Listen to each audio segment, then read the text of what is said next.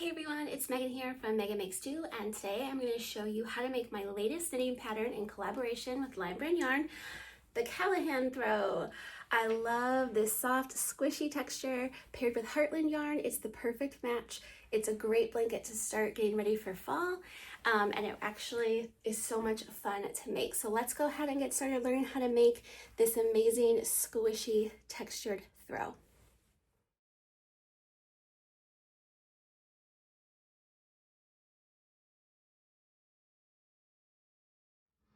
Okay, so for this tutorial, you're going to need a couple of supplies, which I will have listed in the description below. I am using a set of circular knitting needles. You're going to want about 40-inch cord. To do this, we're going to be working on circulars, but we're going to be doing it in flat rows. And I'm using a US size 7 4.5mm needle set. And then you're also going to need your yarn. I used Heartland yarn from Lion Brand, which I have a set here. For the actual blanket, I used the color Indiana Dunes, but for this tutorial, I'm using the color Congree. You'll also need a set of double point needles. We're going to use number 8, which is a 5mm. So you'll need 2 of those for when we add our I-cord edging. And then later on, you'll need, of course, a pair of scissors and a tapestry needle. So let's go ahead and get started. Okay, so for our Callahan Throw, we are going to be working in multiples of 14 plus 5. So I'm just making a tiny sample today for the sake of showing you kind of how this beautiful, chunky, squishy stitch works. But when you're making your Callahan, obviously you're going to have a lot more stitches. So for your throw, you're going to want to cast on 257 stitches. I only have 33 on here right now, just for my sample, just to show you what it will look like. And I've already worked up the first repeat. So what I'm going to show you is the different repeats that we have. It's these first few rows here. And then you just repeat those over and over and over again to get this cool, almost like a brick looking texture, but it's super soft and squishy due to the slip stitches that we work into the pattern. So you'll want to go ahead and cast on the stitches for your throw if you're going to work while you follow along with the tutorial. I used a long tail cast on. If you need a tutorial video for that, you can go ahead into the description below and find the link to the long tail cast on method. But to keep this short and sweet, we're just going to go ahead and I'm going to get into the repeats. So our first row of our repeat is a purl row where we're just going to purl each stitch all the way across. So pretty easy there. You can follow along as we go if you're working on your own Callahan Throw. But we're just going to purl each stitch all the way across our row.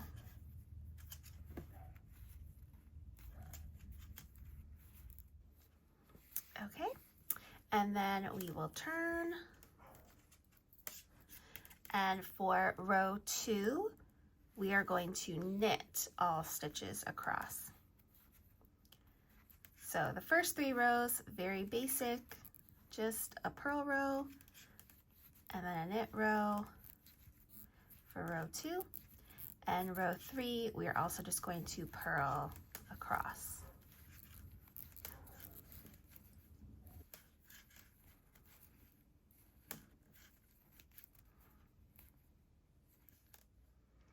Okay, so you can see that rows 1 through 3 kind of give us this puffed out line all the way across our throw. So now we're going to get into more of the details of the pattern to kind of give us these separated sections. So for row 4, we're going to start off our row by purling for 8 stitches. So 1, 2, 3, 4, 6, 7, and 8. Then we're going to slip 3, and we're always going to slip purlwise, and we're always going to keep our yarn in the same position that we've had it in for the previous stitches that we've made. So then our repeat is going to be, we're going to purl 11 and then slip 3, and we're going to repeat that all the way across until we have 8 stitches left. So let's see, how many have I purled so far? 1, 2, 3, 4, 5, 6, 7, 8, 9, 10, 11, and then slip 3, 1, 2, 3, and then you just repeat that. So purl 11, slip 3, repeat it all the way across until you have 8 stitches left on your needle. And then we're just going to purl those last 8 stitches.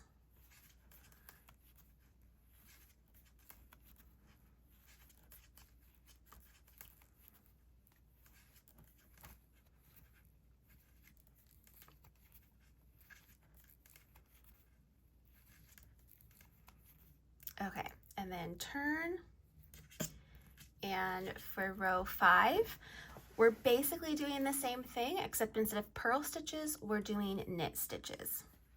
So we're going to knit 8, 1,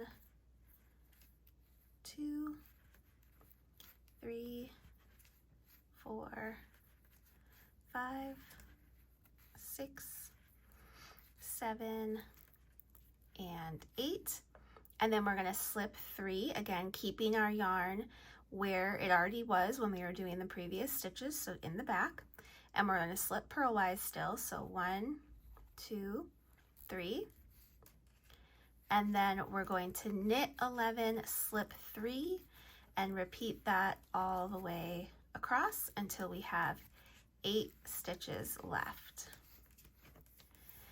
So I feel like after that initial purl row with the slip stitches, it's a little bit easier. You don't have to count as much because you can see where you need to knit and where you need to slip. So one more, knit, and then again slip 3. So knit 11, slip 3 until we have 8 stitches left, and then we're going to knit those 8 stitches.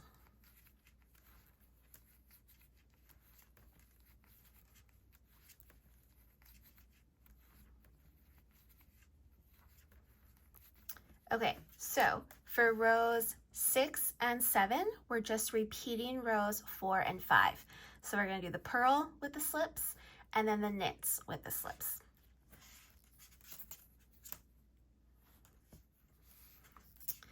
Okay, so then for row 8, we're going to repeat row 4 once more. So that's the purls with the slips. So for this section, I kind of like to look at it as different sections in our repeats. So we've got our purl, knit, purl, that 3 rows to make our like puffed up line. And then we have these 5 rows where we're making our divided sections. So it's like a purl slip row, a knit slip row, purl slips, knit slips, purl slips. So you can kind of break it down like that. But once you get the hang of the repeats, it actually is a really fun stitch to make, and it works up somewhat quickly. I will say the bigger blanket size, it does take some time to get across each row, but because it's kind of mindless except for that row 4 repeat, once you have that row 4, you kind of have your stitches set in place for those 5 rows, so it's a little bit easier to follow along. Okay, so that's the end of those sections, and now we want to create this line again going across. So for rows 9, 10, 11, we're just repeating rows 1 through 3. So I'm going to purl a row, knit a row, purl a row.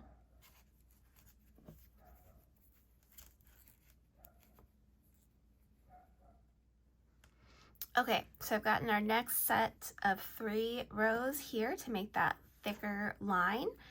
And now we're ready to start the next section, which we're going to be doing the same kind of thing we did here in these 5 rows, but we're changing where those splits are. So it's going to look like this. And to do that, we're just kind of switching up the order of our stitches. So for this row, this would be row 12. We're going to purl the first stitch, slip 3 stitches, then we're going to purl 11, slip 3, and repeat that all the way across until we have 1 stitch left.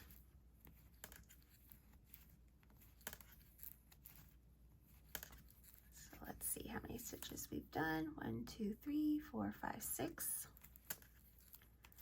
7, 8, 9, 10, 11, then slip 3, and we're just going to repeat that again all the way across again until we have 1 stitch left.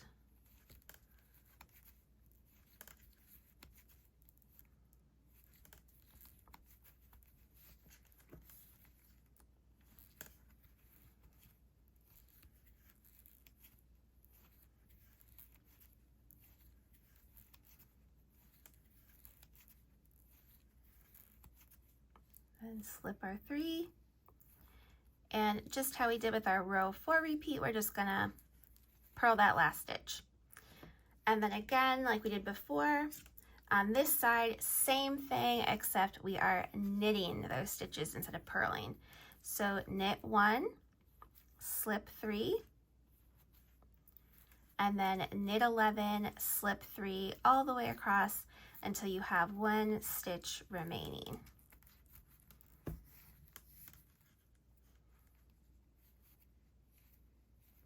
And then of course, knit that last stitch. Okay, and then we're just going to repeat those 2 rows again, and then repeat that purl row 1 more time. So same as we did down here, how it's the 5 rows with our purls and slips, knits, slips, purl, slips, knit, slips, purl, slips. So you're just kind of repeating that.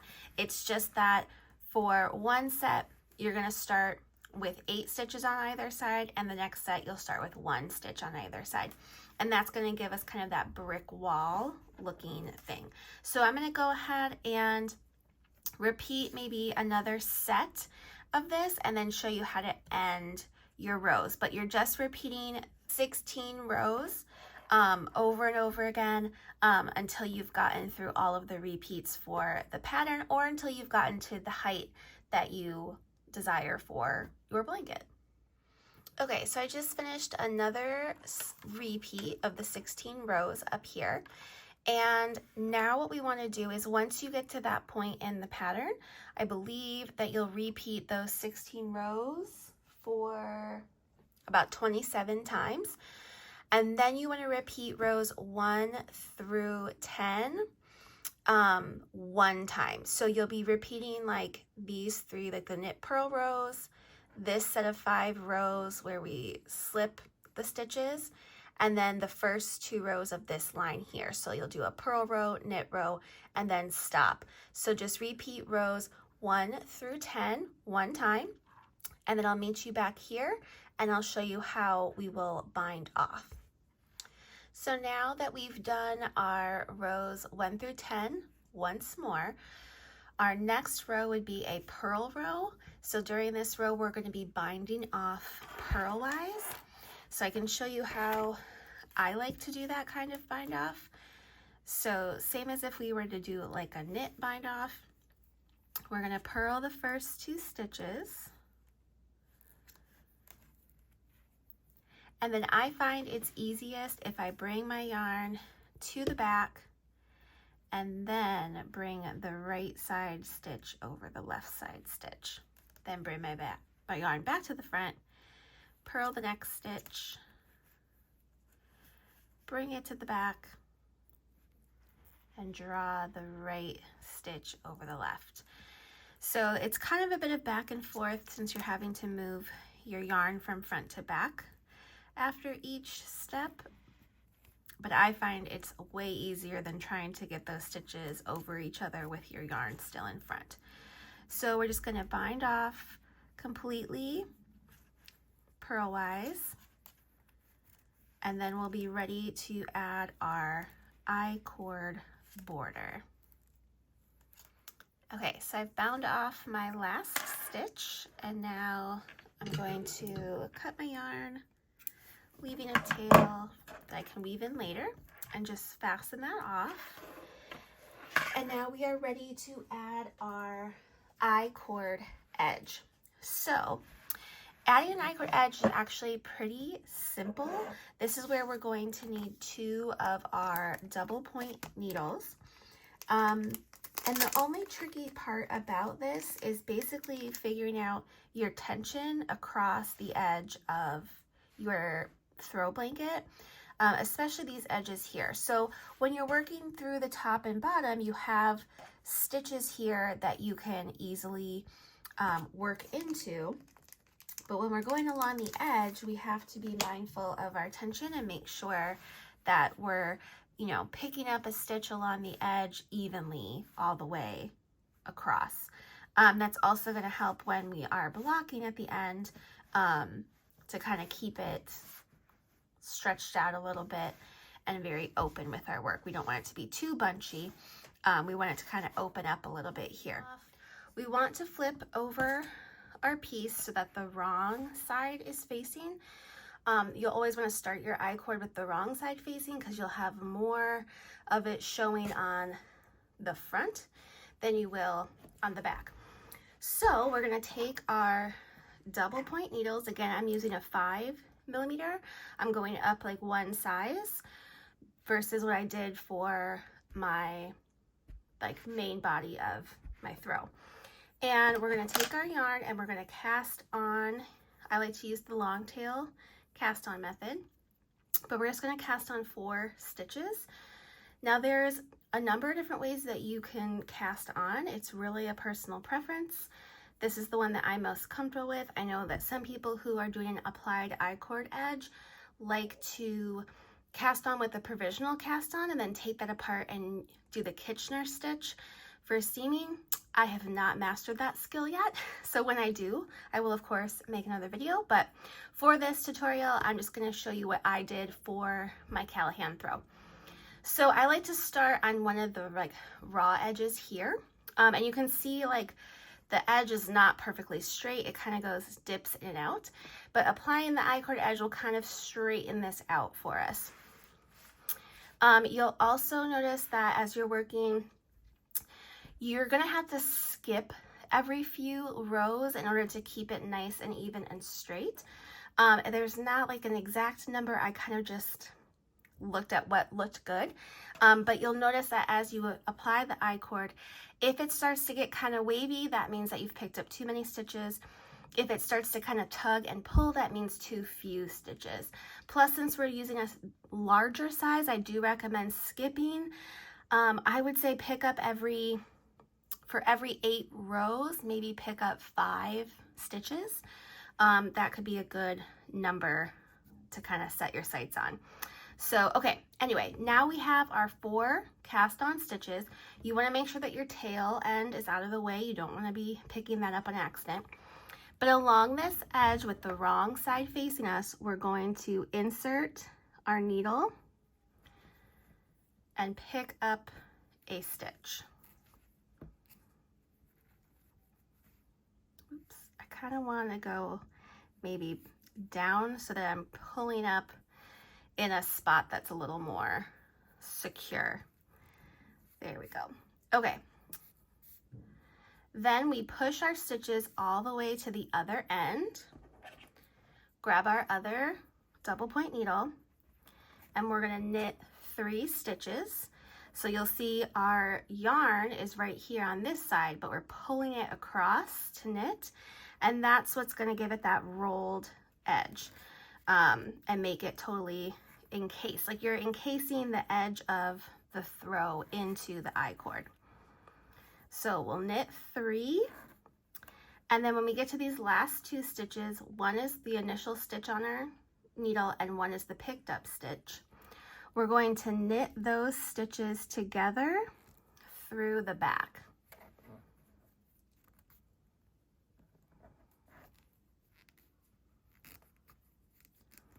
Okay, then we want to pick up another stitch.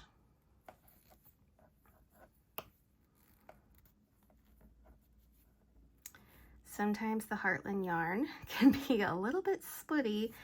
I especially feel like with my bamboo needles, sometimes it tends to pick up and split the yarn. So just be cautious of that. And then slide your stitches over. And again, repeat that same row. So knit 3.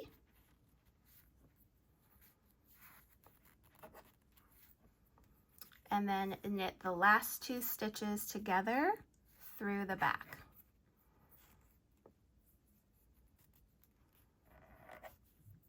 Okay, and then again, pick up a stitch, slide it over, knit 3,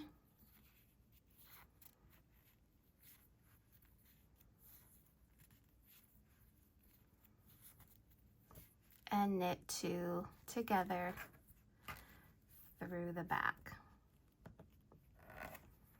And we just want to repeat that process going all the way up until we hit this corner. When you get to the corner stitch, come back here and I will show you how to work your I-cord into a corner so you get a cornered edge and you're not pulling your corner in.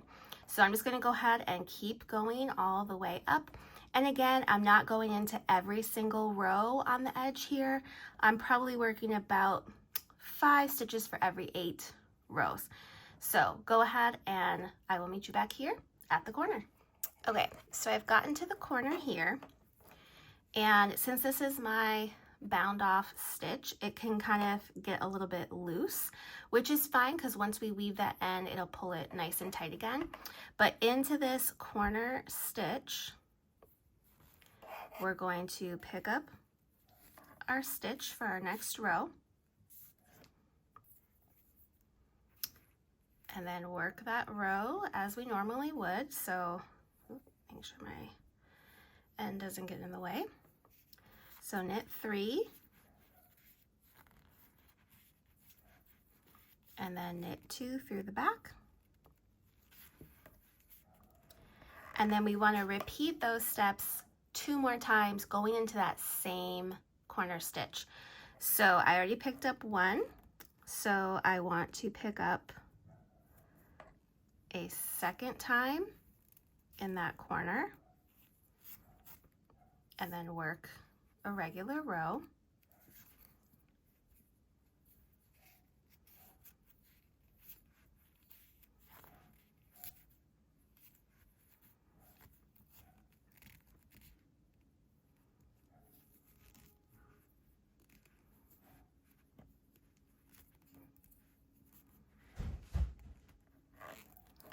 And then pick up a 3rd time into that same stitch. So I'm working 3 times into that corner stitch. And that's going to give us more of a squared off edge for our I-cord. It's still going to be a little rounded, but it's not going to be like, you know, super blocky looking, or it's not going to pull your corner down. If you were to just work 1 stitch in there, your tension would be a little bit off. Oops. I think I got an extra split or strand in there. Sometimes this yarn's a little tricky. Okay, let me get this 3rd stitch done, and then again knit 2 together through the back. Oh my goodness, it did it again. Okay, so now we've worked our corner and you can see more of how the I-cord is progressing. And when we flip it over to the right side, you can see more of the I-cord shows up on the right side of our work than on the wrong side. So now I'm going to go along the top, and here I probably want to skip, maybe, since you can work like directly into your bound off stitches here, it can get a little wavy if you work into every single stitch. I noticed that happened to a section of my Callahan Throw. So I'm probably just going to work maybe every 4 stitches and then skip one. But you basically just can work directly into your bind off stitch to pull up your stitch for your next row of your I-cord. So working along the top and bottom of your piece will be a little bit just easier because you have stitches to work into versus working into the raw edge of the piece. But once you kind of get the general idea and get the hang of it, it's a fairly simple process and somewhat mindless. I mean, yes, you have to count your skipped stitches or skipped rows, but this is a great thing to do while you're watching your favorite show or watching a movie, listening to music. And it actually works up faster than you'd think. I mean, it does take some time. It can be a little bit of a slow process just because you're having to pick up those stitches, and sometimes, of course, they don't pick up very easily. But hopefully you enjoy working on this I-cord edge. So I'm just going to continue along my little swatch here, working my I-cord edge, and I'm going to again work 3 times into each corner, and then of course skipping every few rows or stitches along the edge just so that I'm getting a nice even edge to my piece. You don't want it to start getting too wavy or, you know, start to cinch up on you. You want everything to kind of lay nice and flat. And so once I get all the way around and we get back to the starting point here, I will show you how I like to bind off and seam these ends together as seamlessly as possible. You might, if you're looking hard enough, you might be able to see where the join is, but I'll show you my method for how I like to do it. So just continue to repeat those steps all the way around with your applied I-cord. Okay, so I made it all the way around to where I started, and I'm going to pick up my stitch for this next row. But in this last row, what we want to do is bind off while we do this row. So I'm going to knit 2, just do a regular bind off, and then pull the right stitch over the left, knit again, right over left, and then same as we've been doing, we're going to knit 2 together through the back, and then pull the right stitch over the left, just like that. So now you want to cut off, leaving a long tail. We can pull our yarn out, and we're ready to seam this together. Okay, so what I like to do is I kind of act as if these are, I guess, how I would do if I was seaming 2 shoulders together. So I'm going to use my tapestry needle here, and I want to go kind of through the stitches. So here you can kind of see this leg and this leg here. We want to go under both of those legs and pull through. and then go under the opposite legs over here. Here and here. And this will kind of bring the edges together and bring those bound off stitches kind of in and hopefully more hidden. You can either weave in this tail before you start this or do it after. It's totally up to you. So, okay, I want to go under my next set of legs, which actually are here. So it should be that like a V is here. So you're kind of going between, you're going under one leg of one stitch and one leg of the other, the opposite stitch. And then on this side, again, you still want the V kind of facing to the right. And then you go under those legs of the V. So it's almost like you're creating the knit stitches as you go to try to make it as invisible as possible.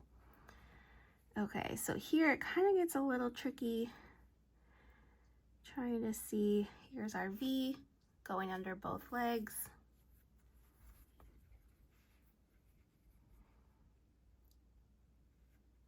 Going under the legs of that V.